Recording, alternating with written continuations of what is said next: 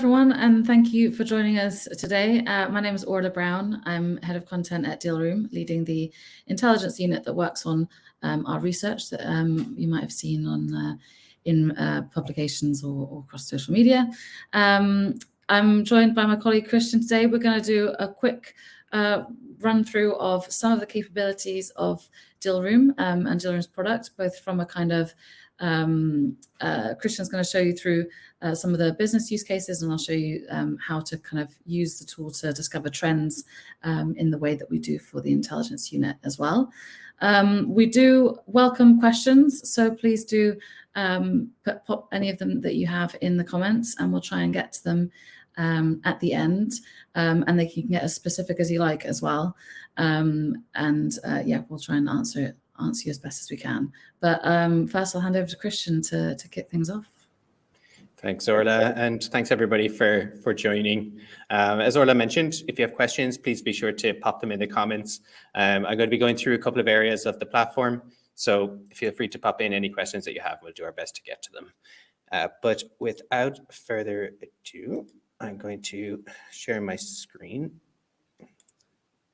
and we can get a jump in and start having a look. So when we first log into Dealroom, of course, we're going to hit the dashboard here. But for the sake of today's demo, I'm going to show you a couple of handy ways to save information and queries and searches, and just generally things that you're interested in so you can stay up to date, receive notifications, and so on. So how we do that is that, first of all, we'll start off in the startups and scale-up section over here on the left, and we'll start to fill out our query. So for example, if we're interested in all startups based in Germany, we can start off with Germany, first of all, as our HQ location, and then move over to the advanced filters here to really narrow down our search. So we'll pick health in this example. So now we'll be looking at just German health tech companies, and maybe we just want to look at those of a certain launch year, a certain seed round year. But how I often like to do it is in terms of employees. So if we pop in a minimum of 10 employees for German health companies and apply, and then we get our new results down here. But coming back to the point of saving and receiving notifications. So if this is a query that I think I'm going to be coming back to quite a lot, the best thing to do is to save this. So I'm going to call this Germany and health and save. And now that we have this saved, we can do a couple of cool things. So first of all, I can find it really quickly. I can hit the heart icon up here, over to my searches, and straight away we have Germany and health. And once I click back in, we get all of the companies and the filters that we saw before. Now, in order to start receiving notifications, you will have to save these first. And then in order to receive those notifications in your email, we have the daily updates here. And once you've subscribed, you can start to receive notifications on your search via email. They usually come in the morning, so it gives you time to catch up and read then throughout the day. But just coming back to the searches, so I have Germany and health here, and you'll see here that I have new matches ticked. So having the tick over here in the new matches means that we'll start to receive notifications as new companies meet the search criteria that we chose. So should this go to 947 tomorrow, we'll be notified of that 947th company to let you know that, hey, X company now meets your search criteria. Now, in some examples, like you'll see here on my screen, I've got quite a large number of lists. Maybe not all of them you want to receive notifications for, and that's where we have the little tick box here, so you can turn this on and off depending on your needs. Outside of that, we can also view all of our notifications through the notification center up here using the little bell icon. But I'm just going to move quickly back to the query that we'd saved and jump into one of the companies here. So at the moment, what we've done is we've saved this search so we can start to receive notifications as new companies meet the criteria. But sometimes you also want to keep up to date on a particular company. So if we take this profile as an example, we get all of their general data here, but we also have the green save icon over here in the top right. So we have the option to either create a new list or save to an existing list. I'm going to create a new list just for this example. Keep the same scheme as before. So we have Germany and health, and create the list. Now, because we've saved this company to a list, firstly, again, we can find it very quickly up to our lists here. And just give it a quick reload. And we'll have Germany and health up here in the top left as our first one. And now that we have this company saved, or this profile saved as a saved item, we can start to receive updates on this particular company as well. So if they raise a new round tomorrow, we can be notified to say, hey, a company that you've saved has now raised a round and maybe they're worth looking into. Of course, there'll be different use cases, different triggers for everybody, but that's quite general. From this saved page, where we hit up here in the heart and over into our German and health startups, we can then add more companies if we want to as well. So we've got the 3 dots over here on the right. We can add organizations to a list. So if you want to add any other companies, you can type in the name here, get them added. Also from this page, we can do a couple of other cool things. So if you want to work on this with a colleague, you can add your colleague to this list. You would just type in their full name and add them to the list, and then you guys can work on lists together. So it means that you can add companies, subtract companies, whatever it might be, and co-create the lists. Also from this list page here as well, we can create landscapes. So from here, you can move the companies into different buckets in order to use it in a way to kind of track companies. Maybe these are ones we've looked into, ones that we want to look into, etc. Cool. So just moving back quickly. So from this page here as well, the only other thing to point out is that we have the get news updates. So if you have a big list of companies, maybe you have 10,000 companies in a list, perhaps you don't want to receive notifications on all of them, we can turn that off. Or for maybe a smaller target list, we can make sure to keep that on so you can stay up to date with any developments that occur within those companies. So what we've just seen is from a company perspective, but we can also do the saving in other ways as well. So for example, if we move over to transactions here and over to funding rounds, and let's keep with the same scheme as before. So if we say that we're interested in rounds that have occurred in Germany, you can pop in Germany here straight away, and then narrow things down to the health industry. And here we go. And then we're going to see that coming up on 1,600 funding rounds have occurred within the criteria that we've chosen. We get all of the companies down here, but we can also save this like we did before. So if we say Germany and health and rounds, just as an example, and save. So now that we have saved the rounds, similar to before, can find it really quickly over to our searches, and we have German health rounds. We can click in and come back here straight away. And having this saved will now also mean that we can start to receive those notifications as new funding rounds occur. But one other way that is often used for the funding rounds is keeping track of rounds that are actually occurring within a particular investor's portfolio. So if we go to round over here and scroll right down to the bottom, and as an example, we can pop in Y Combinator, add them as the investor and apply.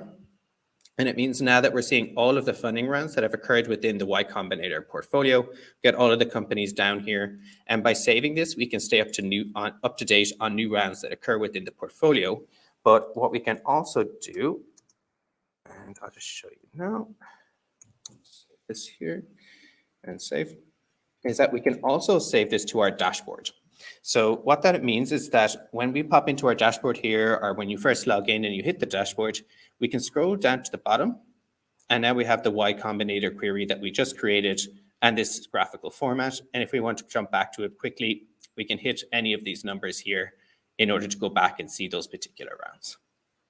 So there's kind of 2 ways of doing it from here. So we can either save the rounds to our dashboard, or we can keep them in our saved items and come back to them here for later.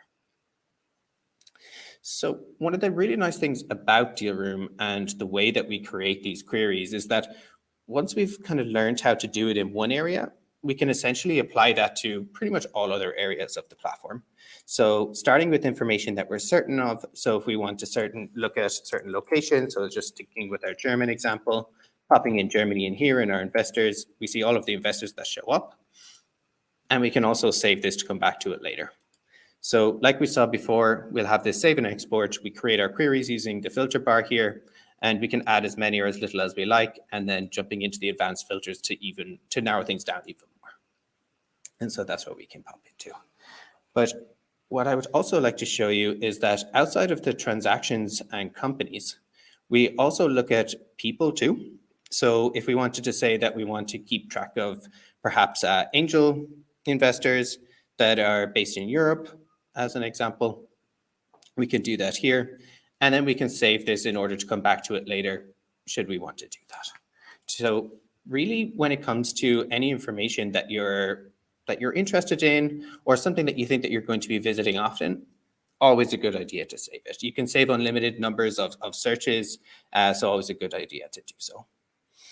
So we've looked at it from a company's perspective. We've also looked at it from the transactions or funding rounds perspective. But one thing to point out when it comes to transactions is that we do split it into funding rounds and exits.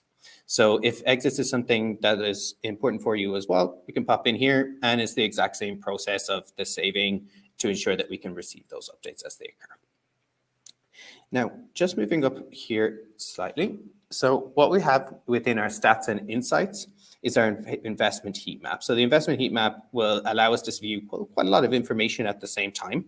Now, at the moment, we're looking at an amount invested per location, and we can also save this if we want to come back to it later, but really it's best to add different filters in here, create it so that it's a bit more unique to you. And then once you have it saved, of course, you can come back to it again. Now, just as I did that here, I want to come back and show you on an individual level for the investors. So while we can save companies to a list, we can also save investors to a list. However, we cannot have an investor and a startup in the same list. The reason being, or the main reason being, is that the data contained within each profile is that little bit different. So when it comes to an investor profile, we're putting a lot of emphasis, of course, on their deals. So investments, unicorns in EMEA and global, future unicorns, and the portfolio here. But once I hit save, we have the option, like before, to save it to an existing group or to create a new list of investors as well. Just call this local globe for now. And we create the list. And so now we have our list here in which we can keep adding more investors and more owners like we saw before, and also receive updates on this particular investor. Now, if a investor profile, or sorry, portfolio is interesting for you, we can pop in here over to current to see all of the current portfolio companies within Local Globe's portfolio, and we see 211 startups. Now, from this page, there isn't a way to save it. However, what we can do is click the Analyze Portfolio button over here. This automatically adds the investor as essentially the query, or it queries the investor with all of their portfolio companies that we're seeing down along here.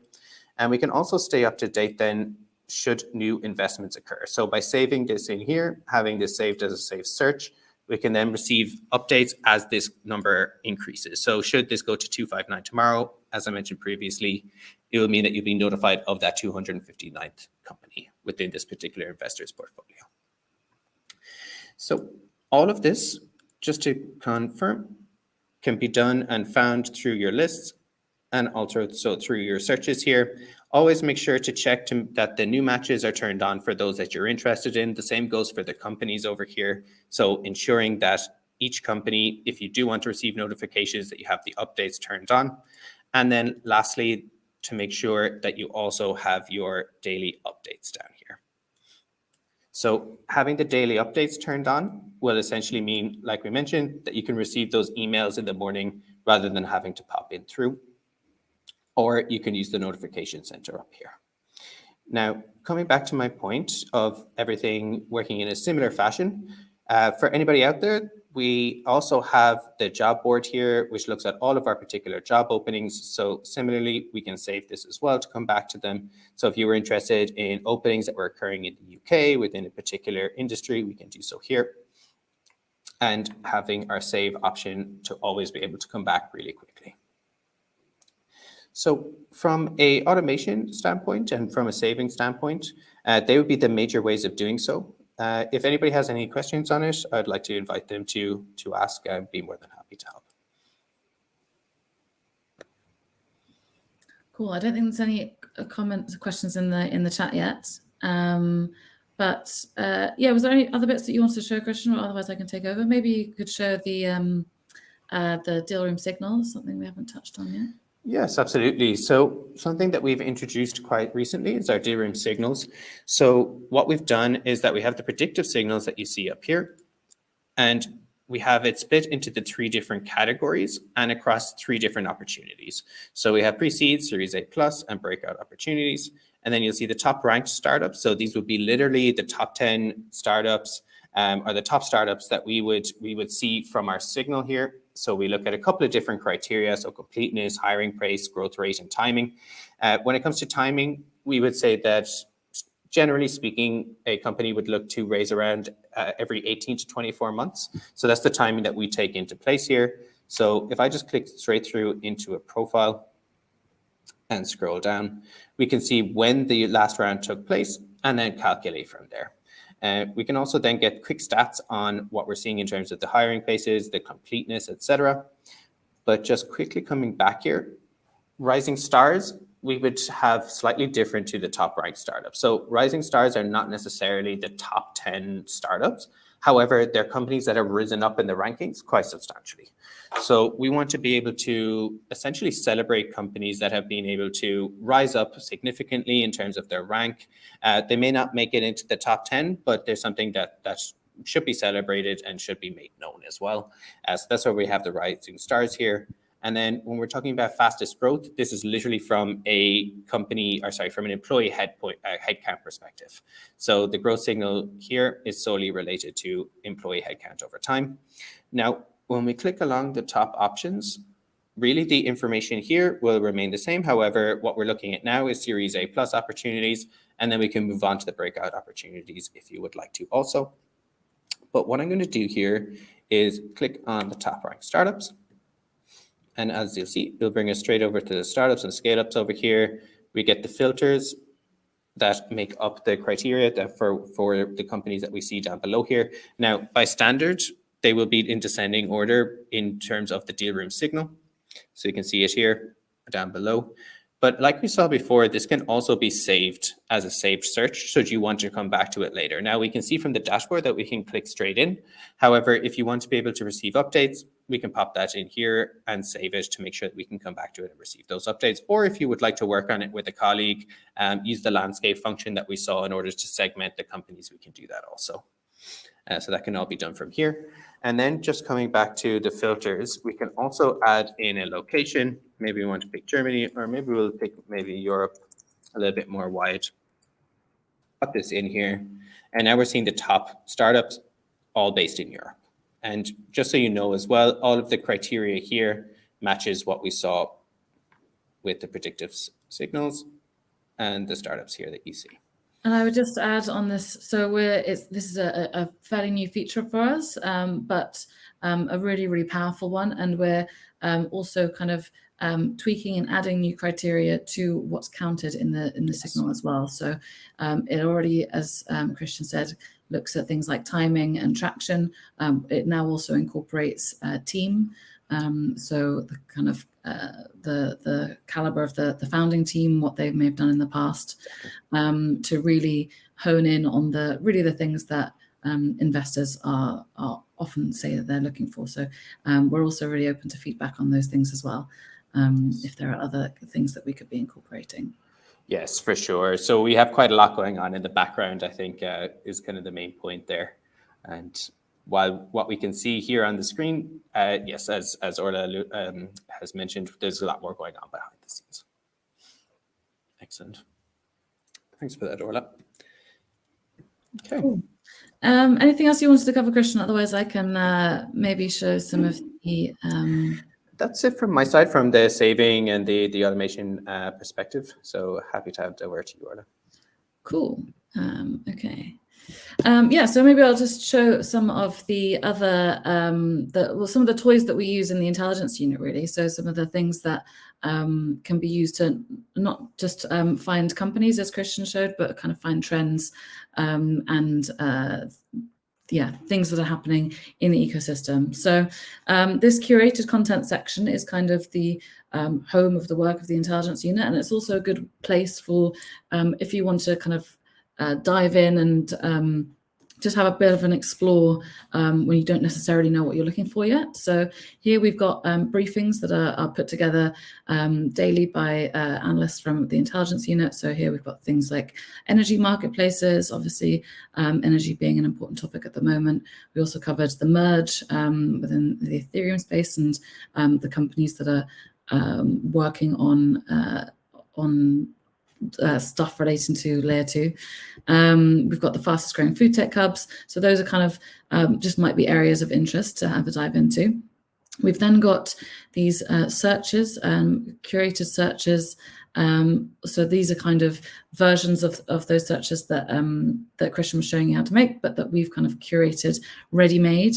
And at the top here, you can also filter all of this stuff by whatever topic you might be particularly interested in. So if we have a look at just fintech, then here this changes the topics of the briefings, but we'll also see that the searches, the lists, landscapes are also purely directed at fintech interests. So here we've got things on payments, crypto and DeFi, wealth management, banking, and so on. And we can have a look at some of the work that's been curated by the analysts here. So this one looking at financial education. So here we start getting really, really niche, basically, very detailed into how we categorize companies just within the financial education space. So this is quite a nice way of being able to visualize the ecosystem. And as I said, lots more to uncover in here as well. So here are companies that are helping to democratize venture capital, for example. And yeah, lots of startups relating to that. Then there's also the reports that we create. So all of these reports just about fintech, again, just because we filtered on fintech, but plenty to explore there.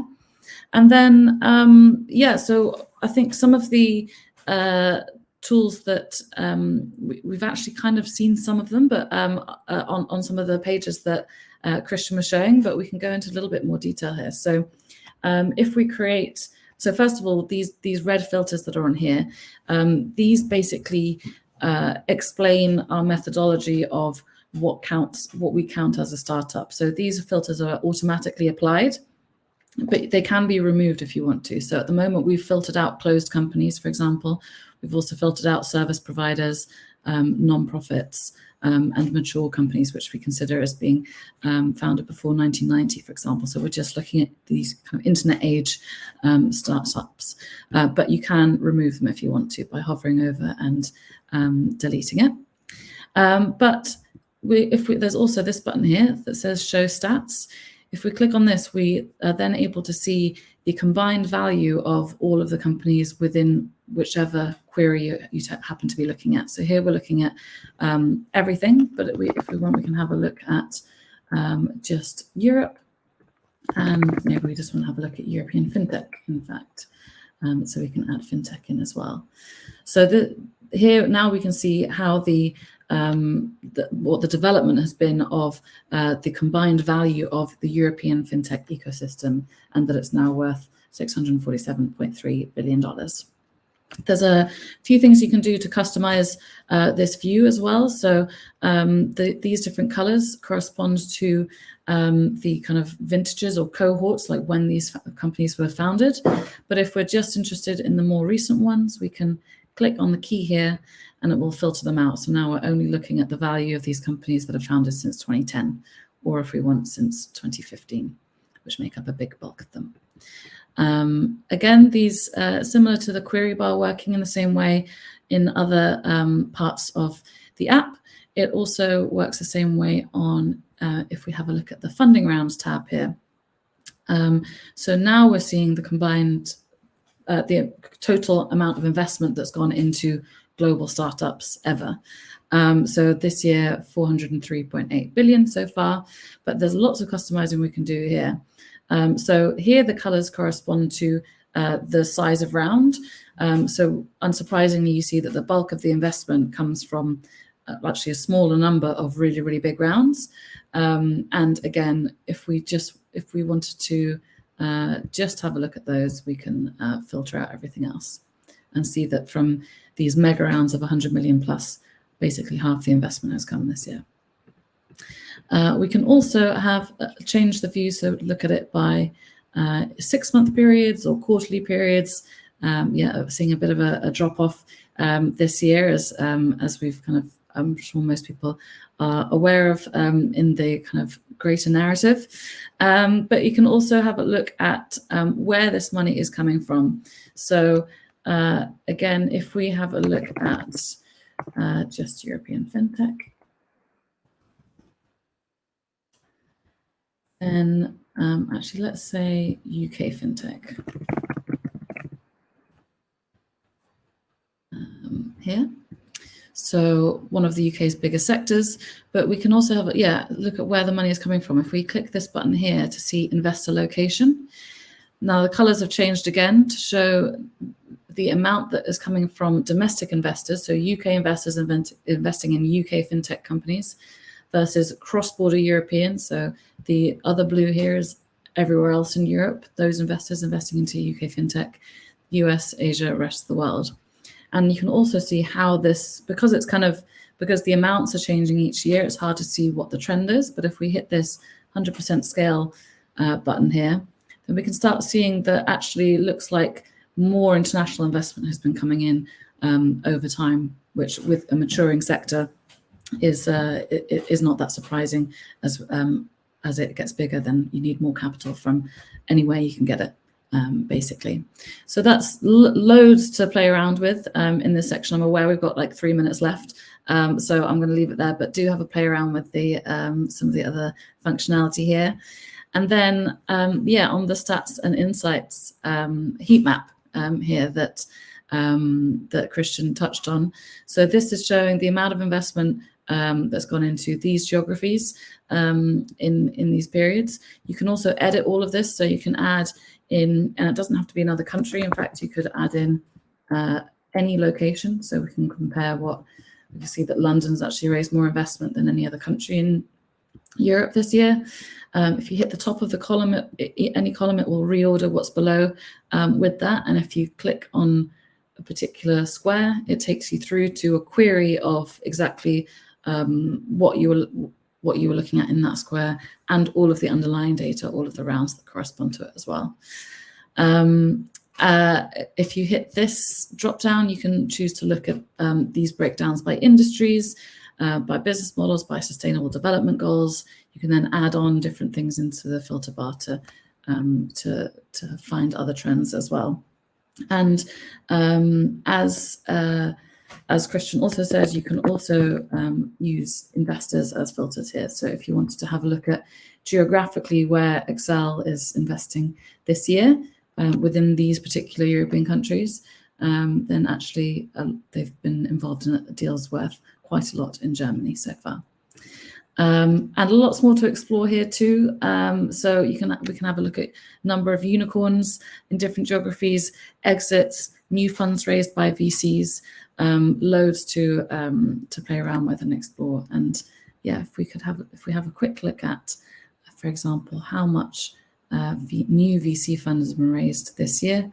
Well, actually, it's more than any other year, and we haven't finished Q3 yet. So a lot of dry powder still out there. So with that, I realize we've got 1 minute left. We've got one question as well. So which markets are covered by the platform?